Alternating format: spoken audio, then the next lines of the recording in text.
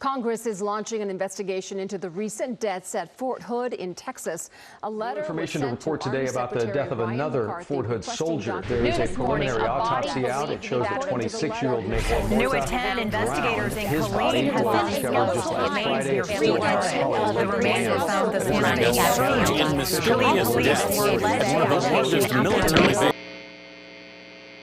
morning. What is going on at Fort Hood?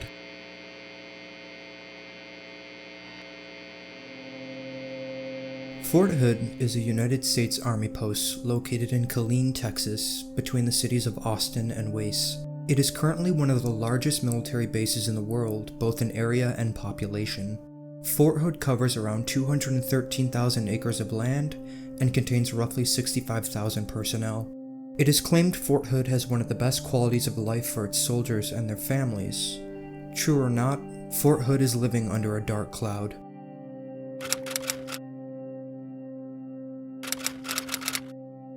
Fort Hood was built in 1942 as a place to train soldiers using armed vehicles during World War II, along with a few other things.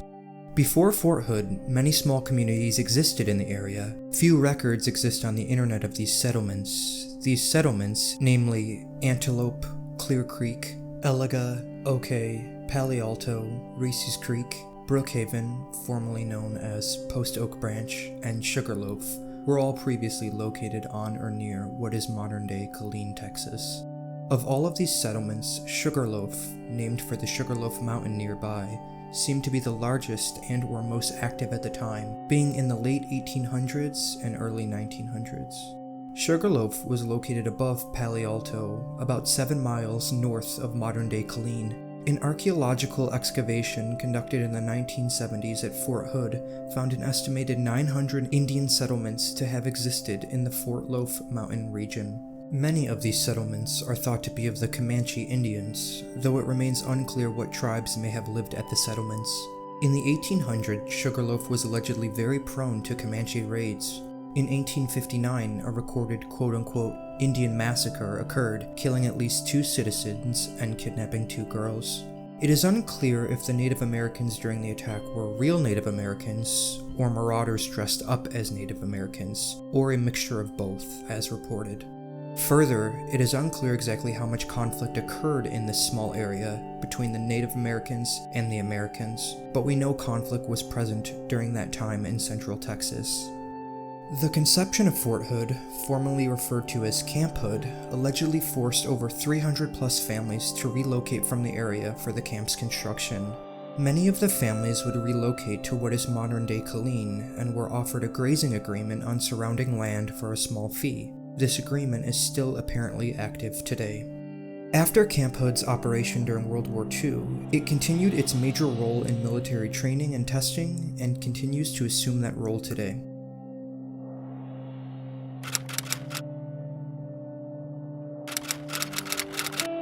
If you aren't aware, Fort Hood has had quite a bit of media coverage this year for various deaths of soldiers on base.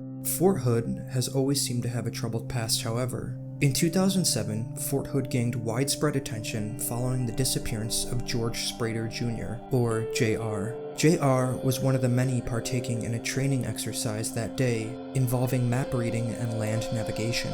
A day goes by and individuals at the fort realize JR is missing. Massive search parties begin searching the area, but with no initial luck. 3 days later, and the body of JR is found in a bushy area on base. Autopsy showed JR died from hypothermia and dehydration. It is thought while performing the training, JR became dehydrated and disoriented from the heat, before eventually collapsing to the ground. Internal Army investigations found several alleged acts of misconducts, violations of practices, and poor judgment by training leadership that day. The Academy was at fault for JR's death, but also put a near 300 individual soldiers' life at risk that day. Who knows how long the faulty training was going on for. Less than 2 years later, Fort Hood would have its most devastating tragedy. On November 5, 2009, U.S. Army Major Nadal Malik Hassan opened fire on base, killing 13 individuals and injuring 32 others. Hassan was a U.S. Army major and worked as an Army psychiatrist. It is not totally clear what Hassan's intentions were, but his extreme practicing of Islamic religion played a role, with the US Senate calling this event the worst terrorist attack on US soil since September 11, 2001. Before the attack, colleagues expressed Hassan's views as anti-American, where he was also thought to be in collaboration with an al-Qaeda operator. During the mass shooting, which lasted about 10 minutes, Hassan was eventually shot and incapacitated. Hassan recovered in the hospital before being held in prison. In 2013, Hassan was finally charged and convicted with 13 counts of premeditated murder and 32 counts of attempted premeditated murder. Hassan was found guilty on all charges and was sentenced to death. In 2012, Fort Hood gained widespread attention again when U.S. Army Private Najir Jason Abdo was arrested for attempted murder.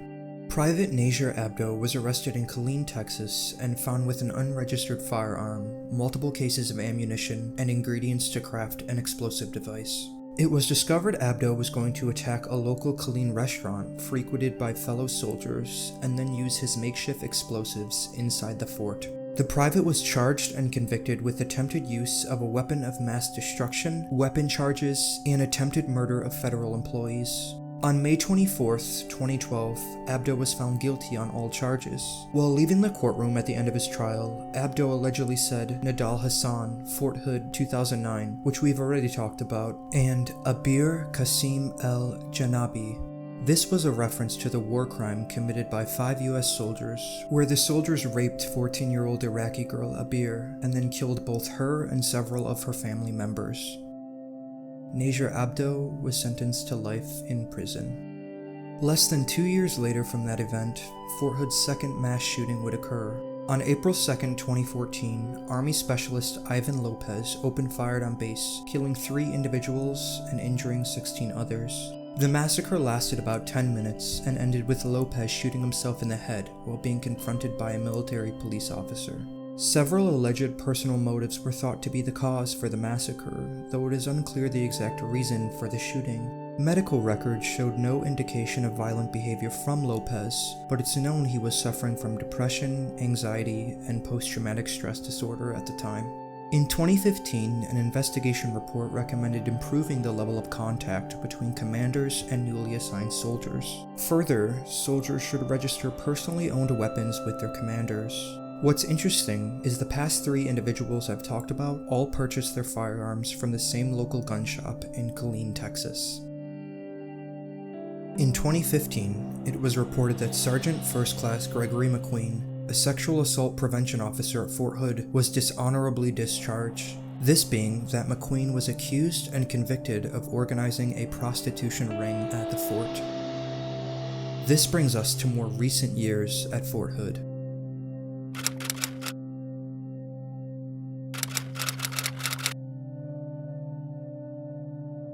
In 2020, Fort Hood seems to be more reported on than ever before. From disappearances to accidents, homicides to alleged sexual assaults, Fort Hood continues to hold its unfavorable reputation.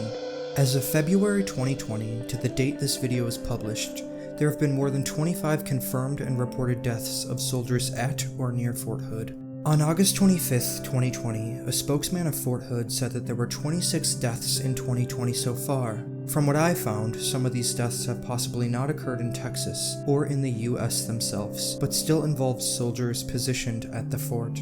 Further, some cases or information may have not been released to the public. This is what's happening at Fort Hood in 2020. February 6th, Private Anthony Neville Peak Jr. was driving down Highway SH-195. His passengers were Private Eric Christopher Hogan and another individual. Thought to be speeding, Peak crossed over a median into oncoming traffic. Peak, Hogan, and the other driver of the car died during the accident, the only survivor being the passenger in Peak's vehicle. March 1st, Killeen law enforcement get a call about an individual with gunshot wounds outside of a local convenience store. They arrive at the store to find Specialist Shelby Tyler Jones, a 20-year-old Fort Hood soldier suffering from gunshot wounds on the ground. Law enforcement perform medical procedures on Jones up until paramedics arrive. In less than 1 hour, Jones was pronounced dead. Further investigation finds Jones was shot at a local strip club about half a mile from the convenience store where he was first found. I have not found any information about Jones' killer, and the case still appears to be under investigation. 4 days later, on March 5th, Specialist Christopher Wayne Sawyer was found unresponsive at his on-post residence. He was reported dead, but no further information about how he died was released to the public. Army CID officials claim that no foul play is suspected. On this same day, March 5th, another soldier, Sergeant Raul Torres, was reported dead. Again, no further information was released, and his cause of death remains unknown. It is unclear whether foul play is suspected or not. March 14th, Fort Hood Specialist Freddie Delacruz and Fort Hood Army veteran Shaquan Markel, along with another individual, were all found dead in an apartment complex 6 miles from the base. The case, which is ongoing, is being investigated as a homicide. On August 29th, the alleged murderer, Bernard Linnell Morrow, was arrested in Mississippi and taken into custody, charged with capital murder. March 23rd, Fort Hood Specialist Jovino Jamel Roy killed former Fort Hood soldier Michael Stephen Wardrobe. Roy, who told police he got into a physical altercation with Robe, shot Wardrobe multiple times in the torso and neck. Roy claims it was an accident. Wardrobe was pronounced dead that day, and Roy was charged with murder. 2 days later, on March 25th, Fort Hood soldier Victor D'Onofrio is reported dead at the fort. His cause of death is unknown, and no further information has been released. He is the third person to suddenly die on base that month, with no information surrounding his death. April 22nd, perhaps the most unsettling case, Fort Hood soldier Vanessa Guillen was murdered by another Fort Hood soldier, Aaron Robinson. Guillen was murdered by being struck with a hammer inside of an armory building sometime on April 22nd. Witnesses say they saw fellow soldier Aaron Robinson struggling to carry out a 3-foot Pelican container from the building where she was last seen. Robinson, and eventually his girlfriend, were interviewed but denied the involvement. Police eventually used Robinson's and Angular, the girlfriend's, cell phone data to see that they've recently been to a remote area, Select Woods near the Leon River. Police search the area and find a burnt container lid, possibly matching the witness's description of the case Robinson was carrying the night of Guillen's disappearance. About a week later, after the police search, the date now being June 30th, local contractors working near the Leon River discover partial human remains. The contractors call the police, where police show up to discover more human remains scattered around the area. Police further discover human remains placed in 3 makeshift concrete holes. That night, police successfully get a hold of Aguilar, where she was interviewed again and confessed to Robinson's murder, although she did not admit her involvement. The human, the police found, was allegedly cut into pieces with an axe and a machete, attempted to be burned, and then put into 3 separate holes before being toppled with concrete. It's thought the remains were being scattered by local wildlife, which is when the contractors found them. The next day, on July 1st, police confront Robinson, where he shoots and kills himself. On July 5th, the remains are confirmed to be Vanessa Guillen. Robinson's girlfriend faces up to 20 years in prison with a maximum of $250,000 fine on 3 counts of conspiracy to tamper with evidence. Her trial is set for September 28, 2020. Before Guillen's murder, there were several alleged reports of sexual harassment made by Guillen, some possibly towards Robinson himself. Her death caused a nationwide uproar, particularly on the Army's current approach towards claims of sexual harassment, among a few other things. April 29th, 19-year-old Private Joshua Barnell was killed in an accidental weapons discharge. The soldier was shot in the head. May 18th, Private Brandon Rosecrans was found dead on the side of the road by gunshot wounds in Harker Heights, Texas. 3 miles from his body was his Jeep engulfed in flames. Police got a lead, where they eventually arrested Brandon Michael Olivares and Estrelita Falcon on August 5th. Olivares was charged with murder, while Estrelita was charged with using Rosecrans' Jeep and hindering prosecution. May 26th, Staff Sergeant Richard Harrington Jr. passed away while stationed at the fort. His cause of death was not released to the public. June 19th, the remains of Private Gregory Wendell Morales were found after he had been missing for 10 months. Wendell Morales was last seen on the night of August 19th, 2019, driving his car. Believed to have passed away in 2019, his skeletal remains were found in a field in Killeen, Texas, just this year. Police are investigating Wendell Morales' death as a homicide, but currently do not have any leads.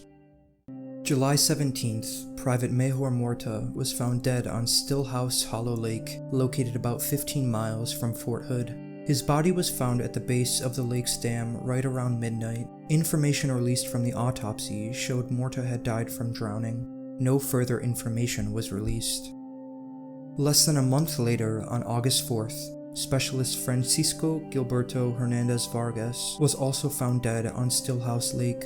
Reports say Hernandez died from a tubing accident where he allegedly got knocked underwater and did not resurface. Unsettling is that Hernandez and Morta, who both died on the same lake not even a month apart, were part of the same battalion. August 12th, Specialist Cole Jacob Atten was struck and killed while directing traffic during a minor crash near Killeen. It's reported that the driver who struck Atten did not see him, and no charges have been filed against them. August 16th, Sergeant Bradley Moore died during a land navigation training accident in the fort. No foul play suspected and no other information has been released. August 25th, Sergeant Elder Fernandez was found dead hanging from a tree 25 miles from Fort Hood. Fernandez was reported missing on August 19th after not being seen for 2 days. Before his disappearance, he has reported sexual harassment from his superiors before being transferred from units. After that, he had been admitted into the psychiatric wing at the Army's medical facility, though the exact reason was not released. After his death, Dallas County ruled his death as a suicide and no foul play was thought to occur. His death brought about more questions and concerns about sexual harassment on the fort. September 2nd, Private Quarlton Chi passes away at a medical center in Texas. It was reported that Chi collapsed following physical fitness training at Fort Hood on August 28th. His death is currently being investigated. This marks the most recent tragedy to occur at Fort Hood, at least at the time of me finishing this video. These were 21 confirmed and reported deaths of soldiers at or near Fort Hood since February of 2020. Sources say there were allegedly more, with the total death count being 28 at the time of me making this video.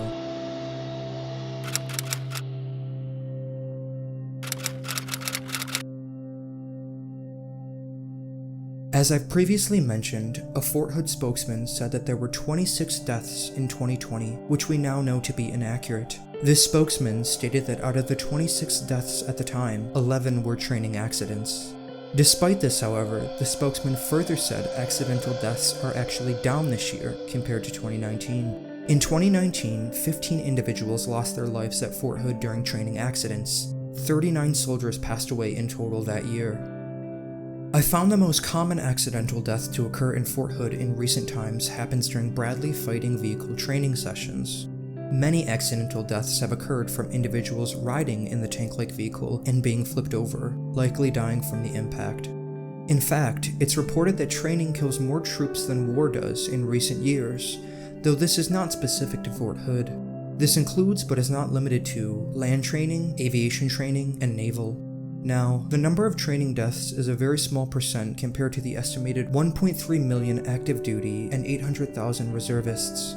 This, however, is always tragic and worrisome. Some military experts claim that training deaths happen because of old equipment and also change of deployment schedules, leading to faster training. An example is fewer flight hours for training pilots. It's even reported that some maintenance of old or aging equipment is held back due to lack of spare parts. I cannot confirm the exact validity of this statement, however.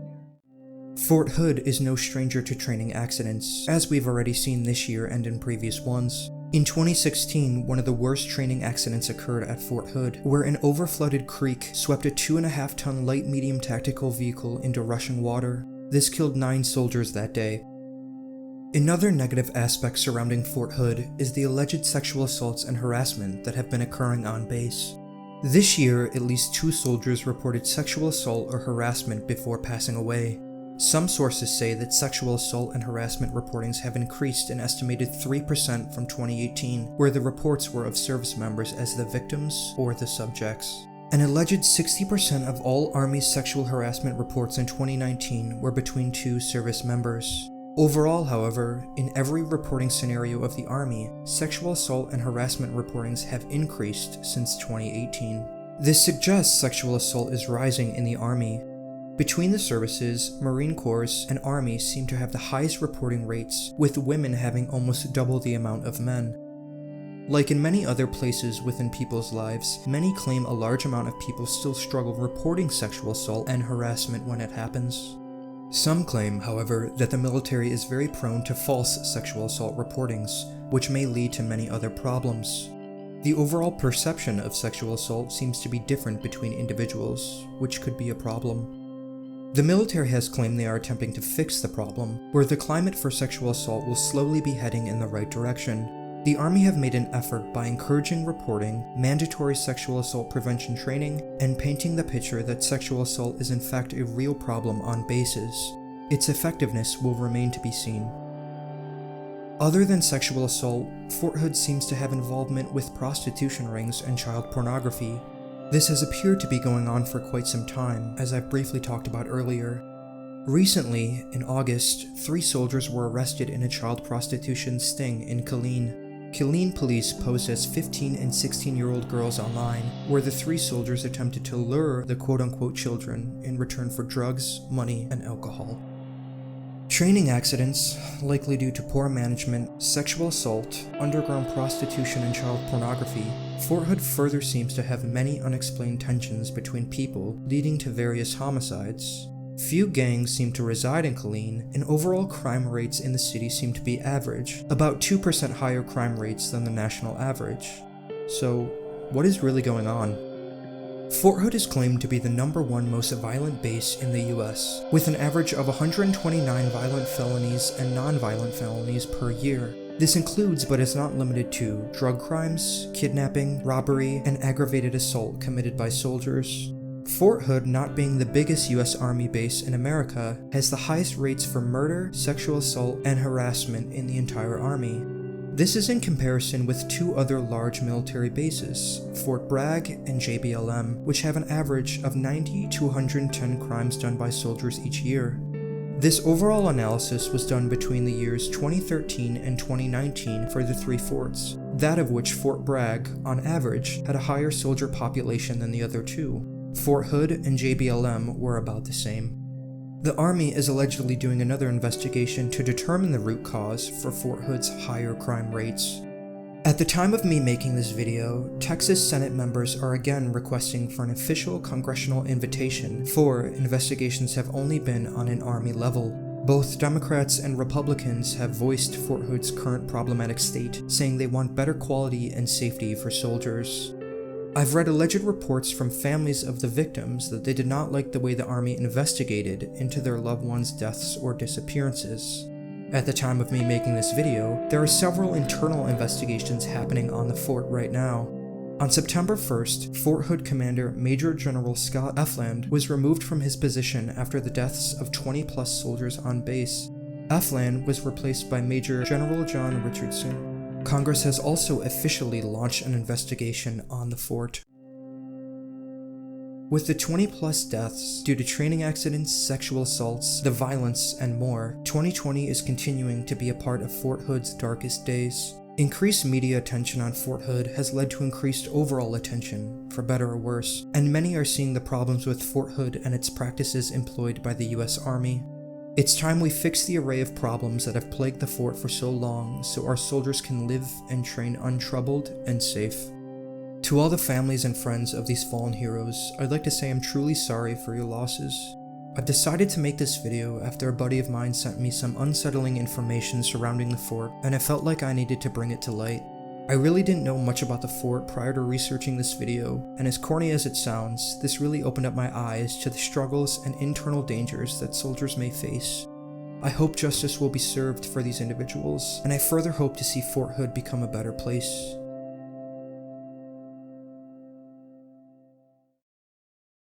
What are your thoughts about Fort Hood? I'd love to talk about it in the comments. I thank you for watching this video, as I put a lot of time into it, and I would appreciate a thumbs up.